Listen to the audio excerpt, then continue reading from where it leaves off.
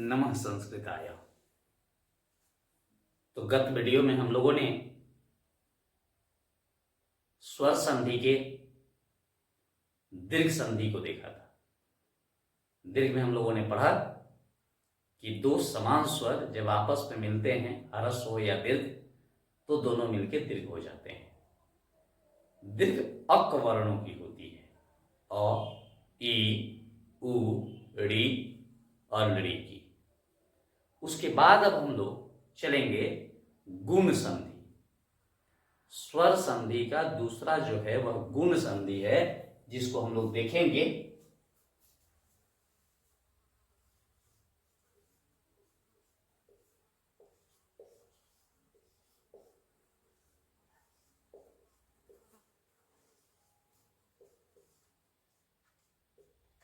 गुण संधि इसमें बताया गया है कि अ वर्ण के बाद, अ वर्ण के बाद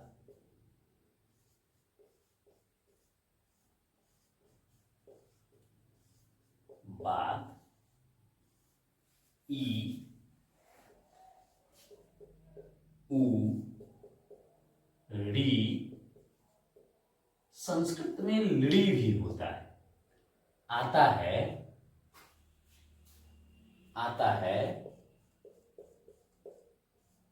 तो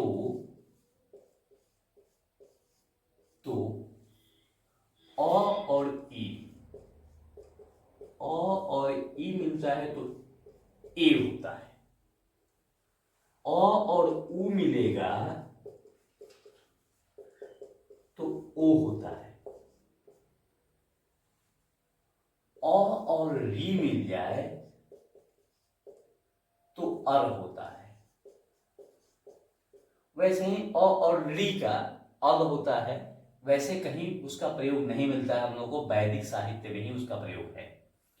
अर होता है। और हिंदी के विद्यार्थियों के लिए तो इसे पढ़ना भी नहीं है, तो इसलिए मैं आपको इन चार गो वर्णों के विषय में बताता हूं। अ कहने का मतलब यह होता है कि अ यह ह्रस्व है, तो अ के लिए आ जो होगा वह भी होगा। ह्रस्व ई की बात है तो यहां दीर्घ ई भी हो सकता है। ह्रस्व उ की जगह दीर्घ उ भी होगा तो वही बनेगा। यानी अ के जगह अगर आ हो जाए और ह्रस्व की जगह दीर्घ हो जाए तो भी ए ही होगा। अ के जगह आ हो और उ हो तो भी ओ होगा। वैसे ही आ और री मिलेगा तो भी अर होता है। अब हम लोग यहां देखेंगे, जैसा कि दीर्घ संधि में हम लोगों ने देखा था, अ, ई, ए, आ ई भी होगा तो भी ए होगा। इसी प्रकार से और जो दीर्घ हो जाए तो ए होगा और आ दीर्घ होगा तो भी ए होगा। वही स्थिति अ और उ के साथ भी होगी। ह्रस्व हो या दीर्घ हो, दोनों स्थिति में ओ ही होता है।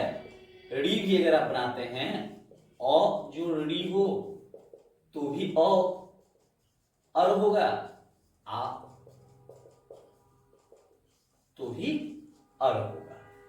यानी यहां वर्ण मात्रा की दृष्टि से अगर एक मात्रिक हो या द्विमात्रिक हो तो संधि पर कोई प्रभाव नहीं पड़ता है, संधि हमारा यथावत रहता है। यहां उदाहरण के तौर पर हम लोग देखेंगे अ और ई से कैसे बनता है। तो अ और ई से कोई भी चीज अगर आप बनाते हैं, जैसे आप बना दीजिए सत्य, चाहे देव, आसान बनाइए, देव जुड़ इंद्र। अब देखेंगे व में अ है, ये व में से अ निकल गया तो अर्ध बच गया, यानी ये कट गया। और इधर क्या है, ह्रस्व ई है, ये कट गया। तो दोनों मिला तो क्या बना, ए बना। यानी ये दोनों कट के ए बना। ये आधा व जो है इसमें ए लगाएंगे तो संधि बनेगी वे, यानी सब कट करके और स्थिति हमारी हुई वे। दे तो हमारे पास है, संधि हमने बनाया वे और देवेंद्र। सत्य जोड़ इंद्र, सतेंद्र। उप जोड़ इंद्र, उपेंद्र। आसानी से बना सकते हैं हम लोग। उसी प्रकार अगर आ जोड़ ई हो जाए तब क्या करेंगे, तो देखिए आ जोड़ ई बनाना हो, महा जोड़ इंद्र, यहां आ है और यहां ई है, आ और ई मिला तो बना क्या, ए। संधि हमारी ए हुई, ये निकल गया, ये भी निकल गया, बच क्या गया, ह हलन। ह में जब ए लगा तो हुआ हे। म हमारे पास है, हे हमने बनाया और लगा महेंद्र। आ जोड़ ई ए, महेंद्र। रमा जोड़ इंद्र, रमेंद्र। उसी प्रकार इसका भी थोड़ा सा हम लोग देखते हैं, अ और ई का, इसी को बना देते हैं देव जोड़ ईस। अ है, ई है, अ और ई मिला तो ए बना, ये कट गया, आधा व बच गया, और ये जब व में ए लगा तो बना वे, देवेश। देवेश हो जाएगा। गण जोड़ ईस, गणेश। धर्म जोड़ ईस, धर्मेश। इस प्रकार से यह बनेगा। आ का भी एक बना करके हम लोग देखते हैं। तो आ का बनाएंगे तो महा जोड़ ईस। देखिए यहां आ है, ई है, संधि ए ही बनेगी, ये कट करके, और यहां जब ए लगेगा तो हे, यानी महेश। रमा जोड़ ईस, रमेश, रमेश। सीता जोड़ ईस, सीतेश। उमा जोड़ ईस, उमेश। ऐसे करके ये बनता है, आप समझ रहे हैं। उसी प्रकार अ और उ का जब हम लोग बनाते हैं तो देखेंगे अ और उ का आसानी से बना सकते हैं। चंद्र जोड़ उदय, चंद्रोदय।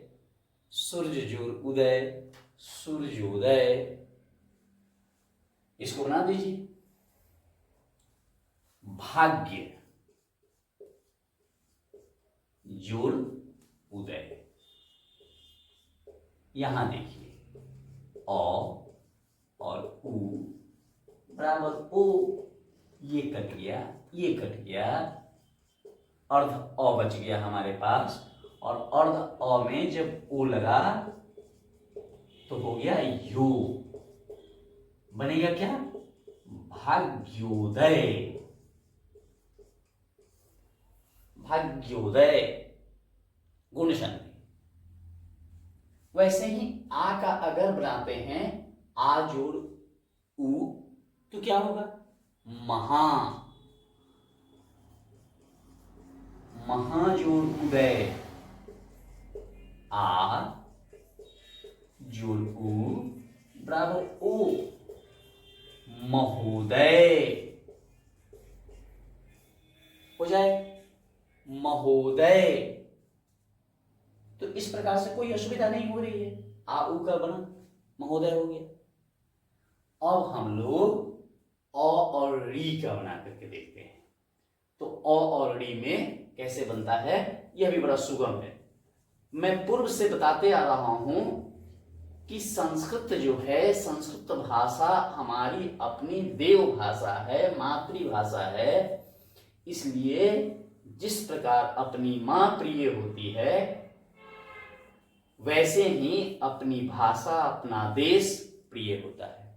अगर हमसे कुछ गलतियां भी हो तो जिस प्रकार मां हमको दंडित नहीं करती है, वैसे ही संस्कृत भाषा भी हमें दंडित नहीं करती है।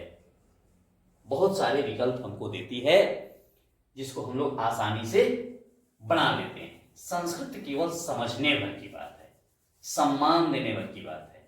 और केवल संस्कृत की बात नहीं कर रहा हूं, जो अपने हैं उन्हें केवल सम्मान दिया जाता है और उससे आपको श्रेष्ठता मिलती है। भाषा में भी यही बात। अब इसको हम देखते हैं अ और ऋ का। तो जैसे देखेंगे सप्त जुड़ ऋषि, ऋषि, यहां देखिए अ है और यहां री है, तो अ और री मिलेगा तो अर बनेगा, अर बनेगा। इसमें का अ कट गया और ये री कट गया और अ और री मिलकर के अर बन गया। स्थिति हमारी क्या है? श प, आधा त है तो त जो है, त में अ लगा तो पूरा त हो जाएगा, ये स्थिति हो रही है हमारी। सी इधर है, अगर आप बनाइएगा तो त और अ मिला तो पूरा त होगा, और यह र है यहां, तो ऐसे अगर हम कर दें सी तो सप्तर्षि हुआ। लेकिन प्रायः हम करते क्या है, अब तो जो ये अर्ध र होता है इसको हम बाद वाले वर्ण के ऊपर लिखते हैं। हमारी लिखने की प्रक्रिया जो है इस र को काट करके और ऊपर सप्त, और ये जो र है इस बाद वाले वर्ण पर आ जाता है, सप्तर्षि। जैसे आप लोग लिखते हैं कर्ता,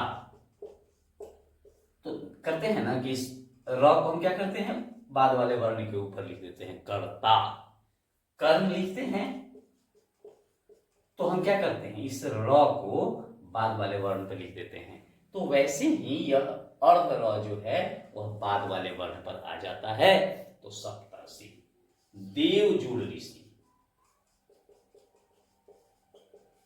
और ऋ, और देवर्षि।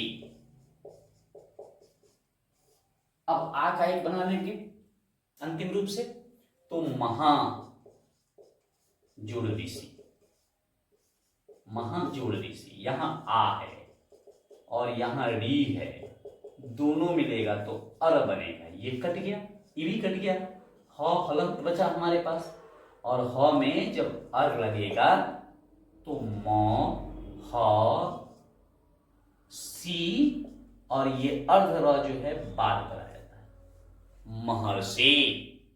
राजा जुड़ ऋषि, राजर्षि।